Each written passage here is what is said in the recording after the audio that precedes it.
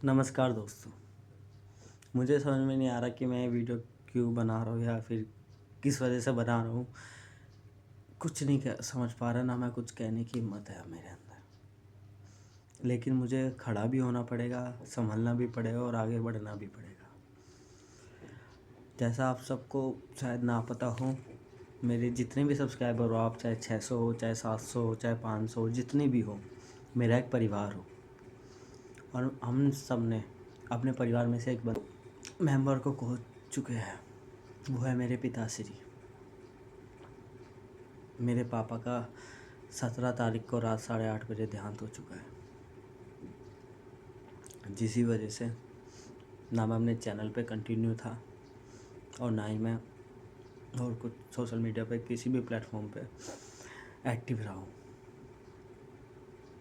क्योंकि एक पिता का जाना कोई छोटी मोटी बात नहीं होती। बहुत बड़ा दर्द, बहुत बड़ा दुख है, जिसे हम शायद ज़िंदगी में कभी नहीं भूल सकते, कभी भी। क्योंकि पिताजी का साया या पिताजी का हाथ जब सर से हट जाता है ना, तो ऐसा लगता है कि सब कुछ ख़त्म हो चुका है, कुछ बचा नहीं है। मेरे साथ भी यही हुआ है। लेकिन मुझे इसलिए संभलना पड़ेगा क्योंकि पिताजी माता श्री की पूरी जिम्मेदारी मेरे ऊपर सौंप के गए हैं। हम छोटा सा परिवार था हमारा, एक 4 जनों का। मम्मी, पापा, मैं और दीदी। दीदी की 2024 में शादी हो गई, तो बचे हम 3 लोग, मैं, मम्मी, पापा। और अब 2026 में पापा ने भी साथ छोड़ दिया, तो बचे मैं और मम्मी। अब अगर मैं रोता हूँ तो मेरी माँ को बहुत दुख होता है। मेरी मम्मी खुद को नहीं संभाल पाती, और अगर उन्हें संभालना है, क्योंकि उनकी भी तबीयत ख़राब रहती है, अगर उन्हें संभालना है तो मुझे संभलना पड़ेगा। मैं आपको बताऊँ तो मैं खुल के रो भी नहीं पा रहा था, सिर्फ इसी कारण कि अगर मैं रोऊंगा, मेरी आंखों में आंसू देखेंगी मेरी माँ, तो वो खुद को नहीं संभाल पाएगी। अब मैं फिर से शुरुआत करूँगा सोशल मीडिया पे एक्टिव होने की, क्योंकि जितना मैं आप लोगों के साथ मिल के रहूँगा, अपना कि दुख बांटने से कम होता है और खुशी बांटने से बढ़ती है। अगर मैं अपने साथ, आप लोगों के साथ अपना दुख बांटूँगा, आप लोगों के साथ अपना मन बहलाऊँगा, या आप लोगों को अपनी वीडियो के थ्रू एक सीक्वेंस में लाकर अपने साथ खड़ा करूँगा, तो शायद मैं संभल पाऊँ थोड़ा। हर किसी के लिए मैं कहता हूँ, ये सिचुएशन सबके लाइफ में आती है कि जब इंसान का कोई अपना चला जाता है, और मेरे साथ भी ये हुआ है अभी।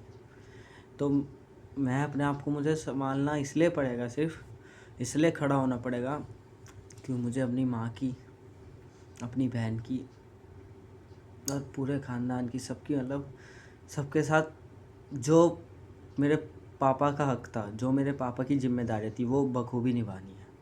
ये नहीं कहे कोई मुझे कि अपने पिताजी के जाते ही इस बंदे ने सारी जिम्मेदारियों से हाथ धो लिया, कुछ भी। आज वो स्वर्ग में और हम नरक में हैं, पर फिर भी मैं उनकी सारी जिम्मेदारियाँ, उनका जो भी कर्तव्य था परिवार के हर सदस्य के प्रति, या जो भी उनका हक है, वो सब मैं बखूबी निभाऊंगा। जो सच है उसे मान के, अब पिताजी नहीं रहे तो अब उसे मान के आगे बढ़ना है। क्योंकि अगर मैं अब रोता रहूं तो मैं ना तो खुद को संभाल पाऊंगा, ना अपने परिवार को। मैं मानता हूँ मेरे पापा नहीं है मेरे साथ, लेकिन उनका आशीर्वाद हमेशा मेरे साथ है, हमेशा मैं सबके साथ है।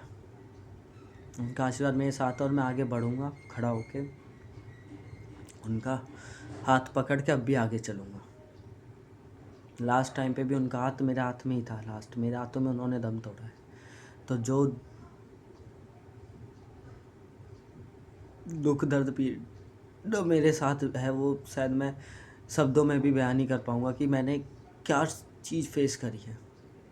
2 दिन में 4 हॉस्पिटल बदले हैं, दिन रात एम्बुलेंस में घूमते रहे सिर्फ उन्हें बचाने के लिए। लेकिन हम नहीं बचा पाए उन्हें, लेकिन अब उनका हाथ पकड़ के, उनका आशीर्वाद अपने साथ है, उसे मान के आगे बढ़ना है मुझे। तो बस आप सबसे एक ही दुआ है कि अब मैं जो भी कुछ करूं, चाहे वो मेरे मिनी ब्लॉग हो, चाहे वो मेरी वीडियो या कुछ भी हो, उस पर बस आपको साथ निभाना है।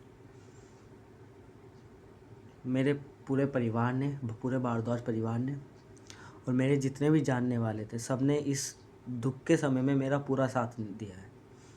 कोई भी अपने जिम्मेदारियों से पीछे नहीं हटा, सब ने आगे बढ़ बढ़ के अपना काम करा है। तो उन सब के लिए धन्यवाद दिल से, और आप सबके लिए भी। बस अब कुछ नहीं कह पाऊँगा मैं, ना वर्ड निकल रहे। अब बस आगे बढ़ना है और पापा का आशीर्वाद लेके आगे बढ़ना है। मेरे पिताजी